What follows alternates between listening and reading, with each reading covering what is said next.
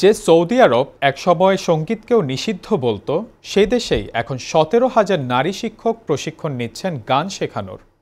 অন্যদিকে বাংলাদেশে প্রাথমিক বিদ্যালয়ে সঙ্গীত ও শরীরচর্চা শিক্ষক নিয়োগের সিদ্ধান্তই বাতিল করা হয়েছে।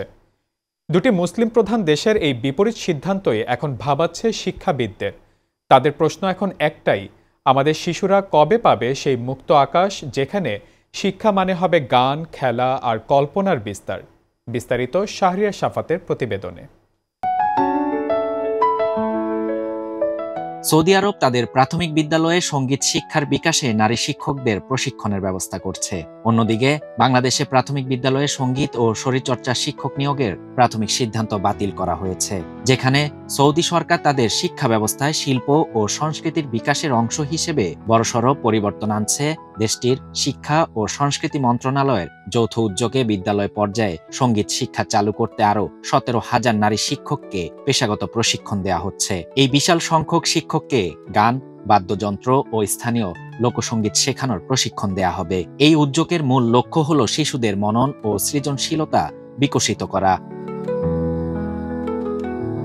এর মাধ্যমে সৌদি সরকার একদিকে যেমন শিক্ষায় বৈচিত্র্য আনছে, তেমনি রক্ষণশীল সমাজে নারী নেতৃত্বকে শিল্প সংস্কৃতির মূল ধারায় নিয়ে আসছে, যা যুবরাজ মোহাম্মদ বিন সালমানের ভিশন 2030 এর আধুনিকরণ কর্মসূচির অংশ। নতুন প্রশিক্ষণপ্রাপ্ত এই শিক্ষকেরা মূলত কিন্ডারগার্টেন ও প্রাথমিক পর্যায়ে শিশুদের জন্য সঙ্গীত ক্লাস পরিচালনা করবেন। অন্যদিকে বাংলাদেশে সরকারি প্রাথমিক বিদ্যালয়গুলোতে নতুন সৃষ্ট সঙ্গীত ও শরীরচর্চা শিক্ষক পদ বাতিল করেছে অন্তর্বর্তীকালীন সরকার। প্রাথমিক ও গণশিক্ষা মন্ত্রণালয় সচিব কমিটির সুপারিশে সিদ্ধান্ত নেওয়া হয়েছে। সরকারের পক্ষ থেকে ব্যাখ্যায় বলা হয়েছে, প্রায় ৬৫,৫৬৯টি প্রাথমিক বিদ্যালয়ের মধ্যে মাত্র ২৫০০ ক্লাস্টারে এই শিক্ষক নিয়োগের প্রাথমিক সিদ্ধান্ত নেওয়া হয়েছিল। সচিব কমিটির মতে প্রকল্পটির পরিকল্পনায় ত্রুটি ছিল এবং এত অল্প সংখ্যক শিক্ষক নিয়োগ প্রাথমিক শিক্ষা পর্যায়ের কার্যকর কোনো সুফল বয়ে আনবে না, বরং বৈষম্যের সৃষ্টি হবে। সরকার আরও জানিয়েছে, ভবিষ্যতে অর্থের সংস্থান হলে দেশের সব সরকারি প্রাথমিক বিদ্যালয়ে এসব পদ সৃজন করে নিয়োগের বিষয়টি বিবেচনা করা যেতে পারে। এই বাতিলের সিদ্ধান্তে দেশের শিক্ষাবিদ ও সাংস্কৃতিক সংগঠনগুলো তীব্র নিন্দা ও প্রতিবাদ জানিয়েছে।